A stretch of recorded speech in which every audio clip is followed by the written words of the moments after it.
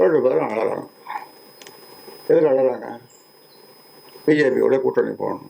அன்புமணி ராமதாஸ் மற்றும் சௌமியா அன்புமணி காலை பிடித்து கெஞ்சி பாஜகவுடன் கூட்டணி வைக்க சொன்னதாக விமர்சித்த பாமக நிறுவனர் ராமதாஸ் குறித்த கருத்திற்கு பாஜக மாநில தலைவர் நயினார் நாகேந்திரன் கருத்து தெரிவித்துள்ளார். இது பிஜேபியோட தான் கூட்டணி போகணும் அப்படின்னு சொல்லி அதிமுக கூட்டணி போகக்கூடாது.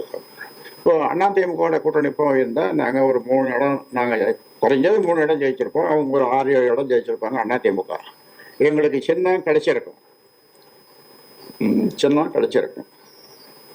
அவங்க 6-7 இடத்துக்கு மேலே ஜெயிச்சிருப்பாங்க. ஏன்னா இது நேச்சுரல் அலையன்ஸ். அதிமுக பாட்டாளி மக்கள் கட்சின்றது ஒரு இயற்கையான கூட்டணி. அந்த காலத்தில் நேச்சுரல் அலையன்ஸ்னு சொல்லுவாங்க. அந்த மாதிரி எல்லாம் பேசி முடிச்சுட்டு கடைசியில் இந்த கால அன்புமணி பிடிச்சனால இந்த தொடைய அந்த பக்கம் அன்புமணி மனைவி சௌமியா இந்த காலை பிடிச்சிருந்தோம். 2 பேரும் அழறாங்க. எதுக்கு அழறாங்க? பிஜேபியோட கூட்டணி போகணும். நான் என்னால் ரொம்ப நேரம் அழறாங்க. என்னால் ஒன்றும் சொல்ல முடியல. அப்புறம் அன்புமணி வாயிலிருந்து ஒரு உதிர்ந்த முத்துக்கள் சொல்லுவாங்கல்ல, அந்த உதிர்ந்த முத்துக்கள் உதிர்ந்தது. இதை நீங்கள் ஒத்துக்கலன்னா கேளுப்பா, இதை ஒத்துக்கலன்னா நீங்கள் தான் எனக்கு கொள்ளி வைக்கணும்.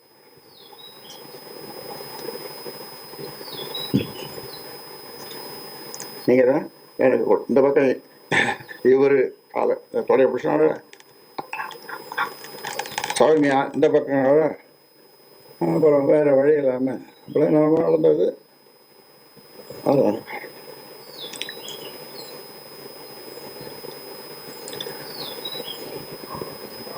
சரின்ட்டு இது எல்லா ஏற்பாடும் பண்ணிடுது சௌமியா.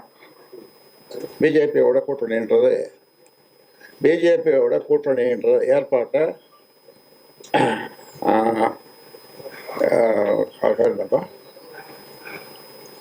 அண்ணாமலையா?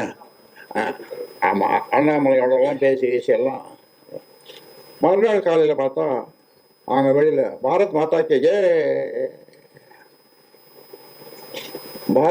கே ஜேன்னு ஒரு கோஷம் அங்கே கேட்குது. அண்ணாமலை வந்துட்டார் காலையில். பெரிய சாப்பாடு எல்லாம் விருந்து காலையில் நடக்குது. எனக்கு தெரியாமல் நடக்குது. அதான் அப்புறம் நிறைய கதை இருக்குது. வேட்பாளர் தேர்வு அது இது எல்லாம் வரும். அதெல்லாம் இருக்குது. அதெல்லாம் உங்களுக்கு தேவையில்லை. ஆடிட்டர் குருமூர்த்தி அவர்கள் அவர் ஒரு நல்ல பெரிய மனிதர்.